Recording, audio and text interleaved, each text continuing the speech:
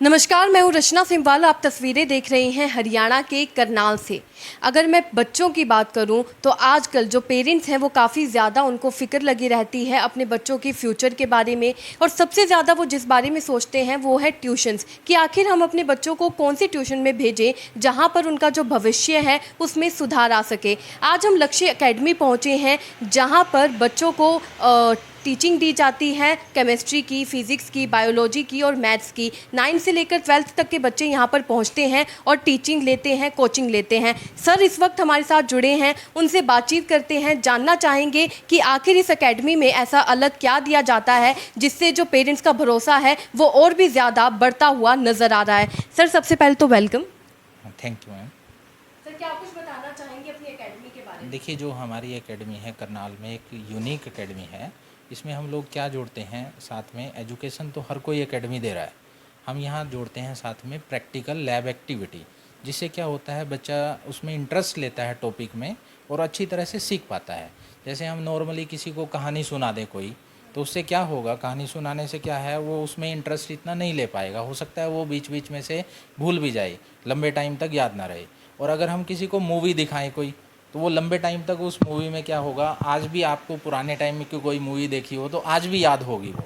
और अगर उस मूवी में वो एक्टिव पार्टिसिपेंट होकर काम कर रहा है तो वो कभी पूरी लाइफ में उसको भूलेगा ही नहीं। हम लोग क्या करते हैं, यहाँ एक्टिविटी के ज़रिए बच्चों को इन्वॉल्व करते हैं जिससे हर टॉपिक अच्छी तरह से समझ सके और वो कंसेप्ट उसका क्लियर हो और लंबे टाइम तक वो याद रखे, उसको याद रखने की बजाय समझे अच्छी तरह से।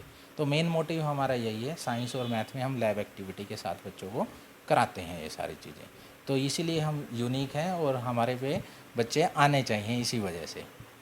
सर बहुत ज़रूरी भी होता है कि बच्चों को प्रैक्टिकल कराया जाए, क्योंकि थ्योरी पढ़ना तो फिर भी आसान होता है, वो 2 मिनट के लिए याद भी हो जाता है, 2 घंटे के लिए, 2 दिन के लिए, लेकिन लंबे समय तक के लिए वो दिमाग में नहीं रहता है। वहीं पर सर अगर टाइमिंग्स की बात की जाए और बच्चों की बात की जाए, पेरेंट्स की बात की जाए, तो उनका भरोसा आप पर है और कितने सालों से आप कोचिंग दे रहे हैं वो सब जानना चाहेंगे। इसमें लगभग मेरे को 17 साल हो गए हैं पढ़ाते हुए, और हमारी एकेडमी पहले बस स्टैंड पे थी, अभी हमने यहाँ शिफ्ट की है। तो यहाँ वेल क्वालिफाई सभी टीचर हैं, सभी को एक्सपीरियंस लगभग 15-16 साल का ही है हमारे पास जो जुड़े हुए हैं। और बच्चों की टाइमिंग हम आफ्टर स्कूल टाइम भी उनको लेते हैं और अर्ली मॉर्निंग या लेट इवनिंग भी हम बैच ज्वाइन कराते हैं बच्चों को।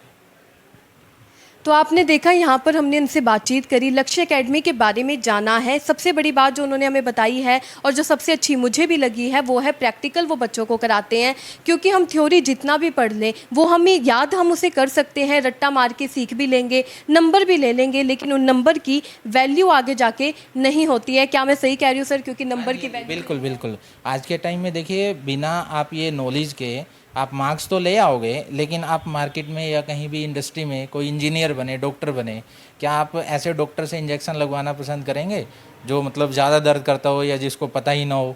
या हाँ बिल्कुल, जैसे लैब की टेस्टिंग में हम यहीं पे माइक्रोस्कोप है हमारे पास, आप ये देख सकते हैं, इस तरह के इंस्ट्रूमेंट हमारे यहाँ पे, तो बच्चा यहीं पे सीख लेता है उन सब चीज़ों को। और इंजीनियर बनने की उसमें पहले से ये कहें कि इच्छा प्रकट हो जाती है।